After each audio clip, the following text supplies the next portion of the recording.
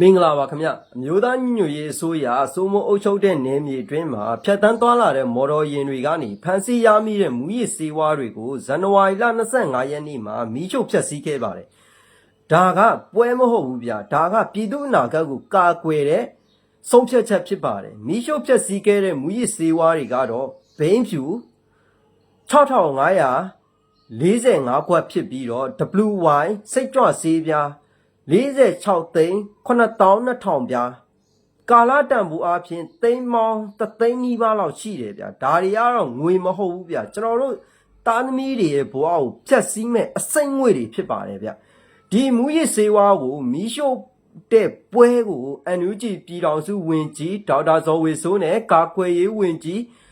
ဥယျာဉ်မွန်ဒေတာခန့်ပြည်သူများနဲ့ PDF တက်ရင်တပ်ဖွဲ့များကဒီပအဖတို့ပကဖတို့ပလာဖတို့ရဲဘော်တွေများကအတူတကွတက်ရောက်ခဲ့ကြပါတယ်ဒီဟာကအစိုးရတရက်ထဲနဲ့လုပ်တဲ့အလုပ်တော့မဟုတ်ဘူးဗျပြည်သူနဲ့တော်လှန်ရေးအင်အားစုတွေအားလုံးပူးပေါင်းတဲ့လုပ်ရက်တစ်ခုဖြစ်ပါတယ်ဗျဘိန်းပြူတွေကိုတော့ ABSD ကဖမ်းဆီးရမိပြီးတော့အမျိုးသားညီညွတ်ရေးအစိုးရထံအနံခဲ့ပါတယ်WY စိတ်ကြွဆေးပြားတွေကိုတော့ PDF တက်ရင်တပ်ဖွဲ့တွေကအသက်အန္တရာယ်ကြားကဖမ်းဆီးရမိခဲ့တာဖြစ်ပါတယ်မူရစ်ဆေးဝါးတွေဆိုတာအာဏာရှင်တွေနဲ့အကြမ်းဖက်အဖွဲ့တွေအကျိုးရှိအောင်ပြည်သူဘဝကိုသွေးဆုံနေတဲ့လက်နက်တစ်ခုဖြစ်ပါတယ်ဗျ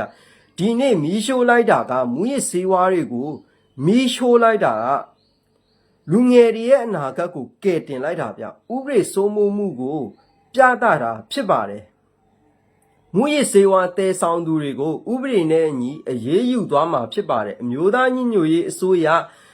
ချင်းလင်းကြီးညာထားပြီးသားဖြစ်ပါတယ်ဗျ